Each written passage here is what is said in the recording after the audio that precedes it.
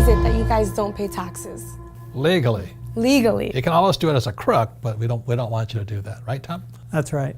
Here you go to school, get a job, you become an employee, but you learn nothing about taxes. Then you become a little entrepreneur. You start your little falafel shop business or whatever you start, right? So that self-employed, small business. And then you have big business, or I for investor. So Tom, how much tax do employees pay? Well, typically if they're making a good salary, and this is, by the way, the same rates around the world, typically it's going to be about 40%. 40%. And after the Trump tax cut, did that change much? Not much. It didn't.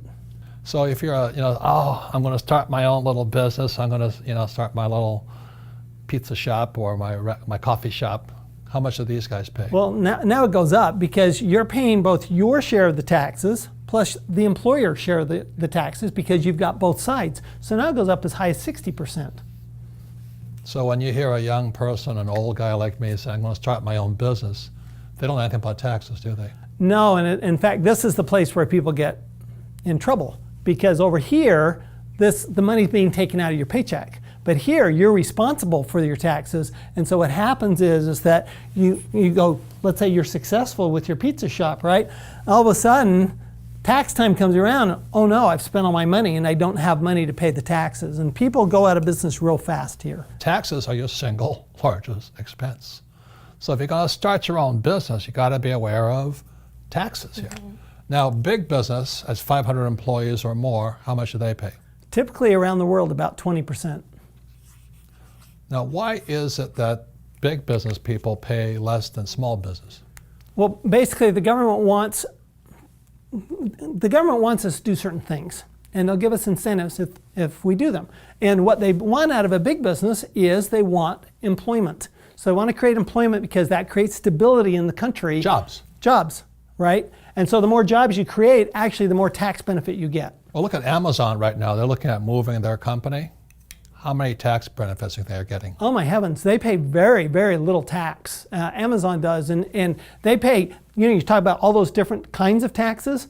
Not only do they pay very little income tax, but they're also paying very little sales tax and employment taxes and all those others because they're getting benefits from multiple types of government, the federal government, the state government, the city government. Is that how Elon Musk started his battery factory in Nevada? Well, yeah, Elon Musk, he gets huge research and development tax benefits, which by the way, that's a tax benefit that is available in most countries more than the US. Right.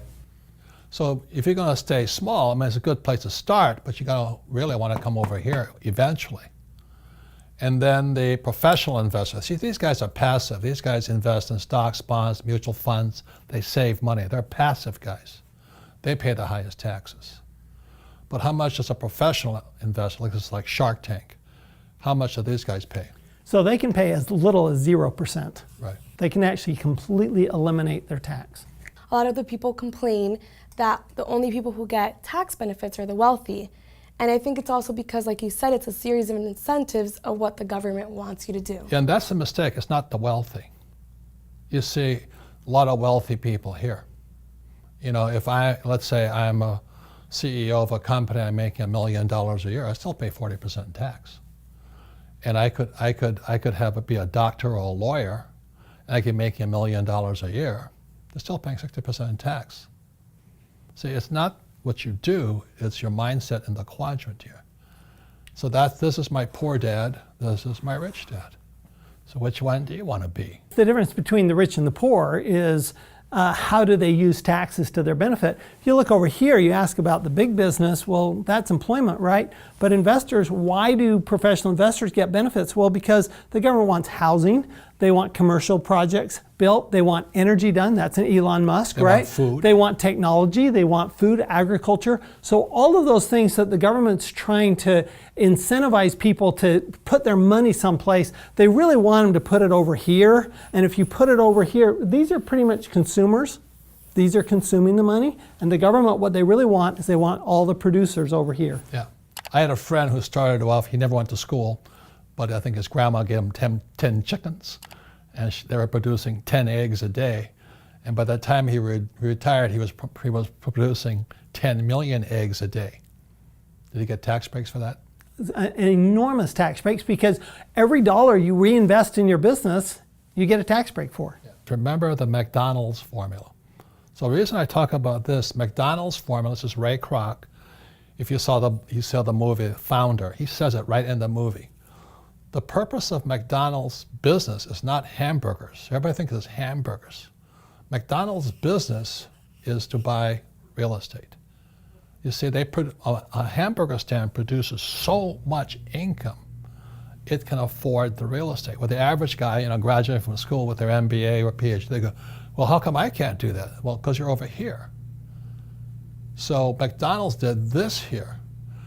So they had their business, which is hamburgers, bought their real estate. So today, McDonald's owns more real estate than the Catholic Church.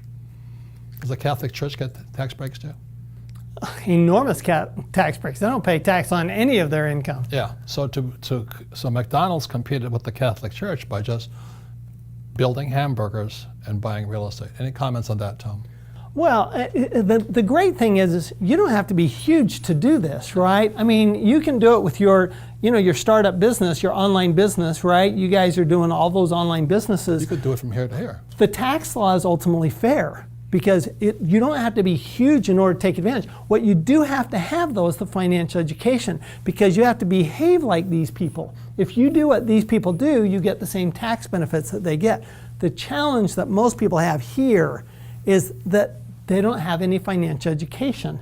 And so they do everything as if they were up here, and that just gets them in trouble, because these guys, that's not where the tax law is built. The tax law is built for these guys over here. So I'm going to throw in one more thing. Again, this takes financial education.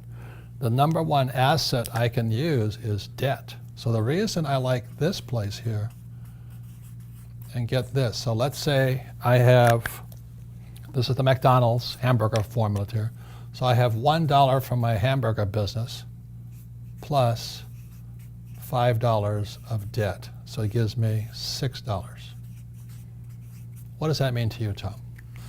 Well, it means you're not going to pay very much tax, and it also means you're going to make a lot more money, because what debt does is it accelerates, on the plus side, if you know what you're doing, if you got the financial education, right?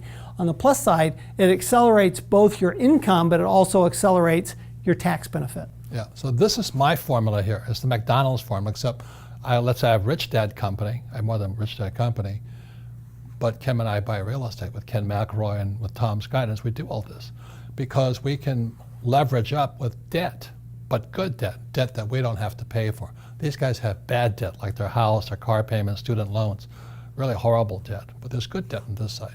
But you can do the same thing this way if you want to.